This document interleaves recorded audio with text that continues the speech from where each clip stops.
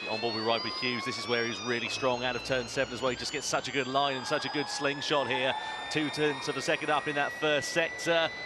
Nice and neat and tidy here for Verne as he comes through into the decreasing radius right-hander of turn 11 and turn 12. We've seen a few drivers coming a cropper, but Verne seems to navigate it quite nicely. Hughes pulling out a little bit more of an advantage. In the first sector, it was advantage Hughes. Verne was quicker just by 100th of a second or so in that second sector, and now just one corner remaining here for Jean-Eric Verne. What is the lap time going to be for the double Formula E champion in the DS Penske? He comes to the timing line. It's a 1:16.783, but now it's all eyes on this man here for Jake Hughes as he comes around the final corner and to the line. Is it pole? Yes, it is. A 1:16.538 pole position, number 3 for Jake Hughes in the Neon McLaren here for round 7 in Misano.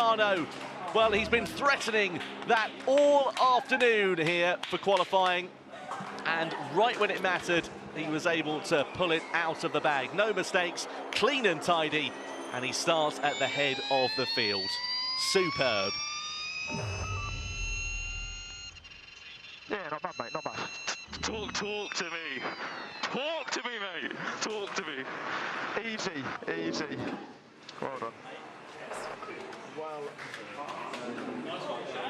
Typically understated response there from Alan Cox, race engineer. Pole position number 3, his first of 2024 for Jake Hughes. And given the form that we've seen from Hughes so far here today, no surprise at all. Great to see Sam Bird and Stephen Lane going over and congratulating Alan as well. Yeah, I think that shows us a very strong team spirit there. Of course, you would want to be out there. Sam would want to be out in that battle, but he has to accept that Jake has just been in better form so far on single lap speed, and that is a great thing for the team. Well, Ian James can breathe a sigh of relief. A nice Julian Bayer pole position trophy for the team to take back to base, whatever happens here. And, well, commiserations to DS Penske as we look inside that garage there. Let's have a look here at some super slow-mos from Jake Hughes. It was that first sector that was so impressive from him. I mean, he pulled out 2/10 of a second of the advantage, and he just held that pretty much throughout the rest of the lap. Yeah, it's a tricky corner. You're braking with lateral all the way around to the main apex, which is turn 2. And he absolutely nailed it. Yeah, very impressive time for Jake Hughes. A 1:16.538, not quite as quick as the time we saw from him in the quarterfinals. That was a 16.4. But nonetheless, right when it mattered, it was enough for him to take pole position. Also, well done on the first pole, Connor. Deserve it, mate. And you boys, all of you. That's the 3rd career pole for Jake Hughes, and also for Neil McLaren as well. Last 2 times they took pole position was courtesy of Hughes last year, as I said earlier on, in Monaco, and also back in Diriyah. Now out of the car comes Hughes as he gets it weighed by the FIA. Apologies for any language you might have picked up in those few moments there. Obviously emotions running quite high down in the Neon McLaren garage, unsurprisingly so, given the feat that they have just achieved here in Misano. And now the hard work really starts. It's all well and good getting pole position, but you want to be leading when the checkered flag falls after 26 laps this afternoon. Yeah, different race, a couple of laps shorter. Able to pull the trigger and deploy full energy a bit earlier. Still think it's going to be messy though. Yeah, I think you're quite right. Shout out to Jean-Eric Verne, by the way, as well. 2nd front row start in succession. He's put that DS Penske in some good places in qualifying this year. And unfortunately doesn't quite equal the record of 16 pole positions for... Yeah, good job to them. I mean, I don't have that kind of pace. Yeah, good effort, front row start again, mate. I think you're the best driver in Formula E with the most front row start now. Sweet. Thank you, guys, and thank you, Rata, for believing me. Well, good to see he's staying positive, Jean-Eric Verne. It was nice to see a good bit of camaraderie between those 2 drivers as they came back out onto track for that duel final, and also here in Parc Fermé as well. Lovely job. Jake Hughes on pole position for the first time in 2024. And he's got the Julius Bayer pole position award to be presented very soon as well. I was all right. Keen to see what his thoughts are following the conclusion of that session. Of course, excluded from qualifying this time 24 hours ago after getting inside the top 4. But no such problems seemingly so far here this afternoon. I'm sure they'll have double and triple checked that fire extinguisher was primed in today. That was just a small oversight. Safety is always paramount, but frustrating for them, but he's made good today. Yeah, that's really, really impressive stuff from Jake Hughes. Bit of a qualifying specialist in that McLaren. Let's hope he can convert it into a strong race result. And also for Sam Bird as well, not a bad day at the office for them with both drivers into the duels. Let's head down to Nicky then, who is with the man who starts on pole position for round 7, Jake Hughes. Well, Jake Hughes, huge congratulations. Your 3rd career pole. What a moment. You look very happy. I'm buzzing. Like I said to you yesterday, I actually felt like I had the car to be on pole yesterday. In fact, I feel like I should have done. So I said to the team on the in-lap, the least I could do, I guess, is put it on pole today. So are you going to maintain the lead of the race for the first couple of laps, or are you going to drop back and let Jean-Eric Verne take the lead? I'm sure there'll be various points where I won't be leading. Let's put it that way, but obviously we'll learn from yesterday as well, and it's a slightly different race with 2 less laps today, but it will be still a fight. And it comes at a bit of a crucial time in the championship, you know, almost halfway through the season.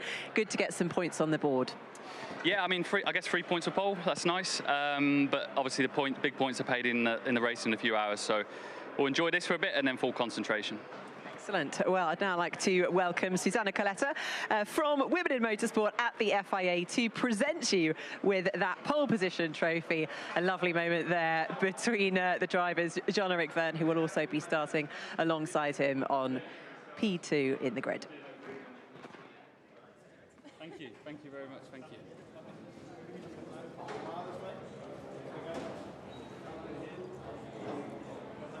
Well, there we are. Jake Hughes takes pole position for round 7 in the sunshine here in the San Marino region of Italy.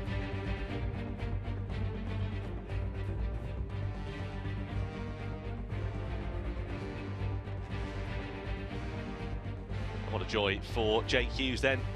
He'll be delighted with that. You can see down in there with his body language and the words he was saying to Nicky, just how much it means to him, how much it means to the team. Of course, the hard work starts this afternoon, but got a clear view in front of you, and also 3 championship points to boot as well. It's certainly nothing to sniff your nose at that. I tell you what, that hairstyle, nice helmet hair from Jake Hughes there. Looks like he belongs in some late 2000s pop punk band. Maybe that's what he'll do after racing. Mind you, to be fair, actually, after racing, I reckon he'll do good at commentary or punditry, because he was fantastic when he joined us in the box for Free Practice 0, rookie free practice on Friday. So, who knows? But at the moment, it's all eyes on racing. It's all eyes on this afternoon. Beautiful hillsides here in Italy. We're right by the sea as well, on the Adriatic coast. Stunning weather that we've had so far this weekend at Misano. Yeah, very excited to see what it's going to be like when it heats up on track this afternoon as well. Well, let's catch up then with the man who was very, very close to deposing Jake Hughes. It's Jean-Eric Verne, starts on the front row for the 2nd race in succession here for DS Penske. Jean-Eric Verne, a career record, oh, actually, I think it's a Formula E record, actually. 25 front row starts you've now had. Yeah, I didn't know. 25 is a good number. Yeah, very happy with today's qualifying. I think we had a little bit less pace today than yesterday, and I think, yeah, I really did the max I could. I was very happy with my lap, and that's what I said on the radio. I said, okay, that was a good lap, and if Jake beat me, then you know, well done to him and to his team, because I don't think I could have gone faster. So yeah, well done to them, and yeah, very happy with 2nd position today. So have you been crunching the numbers after the race yesterday? What have you learned, and can you get a bit of sort of extra energy management in the course of today's race? Well, if I got all 4 body parts of my car, it should be much better today. That will always help. Yes, it helps. Thanks very much, Jean-Eric Verne. Jean-Eric Verne, a 2nd successive front row start for DS Penske. Been the bridesmaid on 2 occasions so far this weekend. Let's see whether he might be able to have the opportunity to become the bride this afternoon. when we go racing for our second successive race in San Marino. Well, looking forward to seeing what it is going to happen. Lots of exciting action and lots of big names down the order as well, including Jake Dennis and Nick Cassidy, to name just a couple.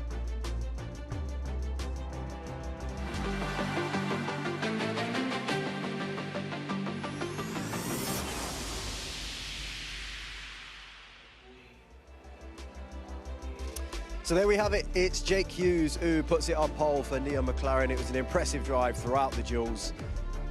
Really, really impressive against John-Eric Verne in that final. He looked quick throughout. And there's a man that's very, very happy. So we'll see the standings now after the duels have just been done here in Misano, Italy for round 2 of this Formula E season.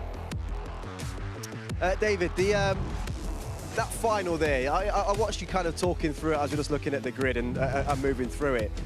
He was impressive, Jake, wasn't he? Yeah, he's found lap time that no one else has, which for me on this racetrack, he must just be so good on that braking phase, that entry phase, combining when you're running into the corner. And he had a little wobble in the run, the semis before the actual final, but delivered when it really mattered, and makes good on yesterday's issue with the fire extinguisher. Yeah, well, not only that, but he had to suffer penalties as well in Tokyo. Penalties yesterday, would have been a frustrated figure, but goes out there and gets it done today. Another man who had to suffer a few penalties yesterday, which he wasn't happy about in the race, John-Eric Verne, Katie. But, you know, he just looks pretty solid out there, doesn't he? He just seems to be delivering in that car. Yeah, his pace has been there all weekend. I think he was fastest yesterday in practice sessions, and then he obviously started on the front row, and then he's obviously had a massive qualifying session here, so I think he'll be really happy.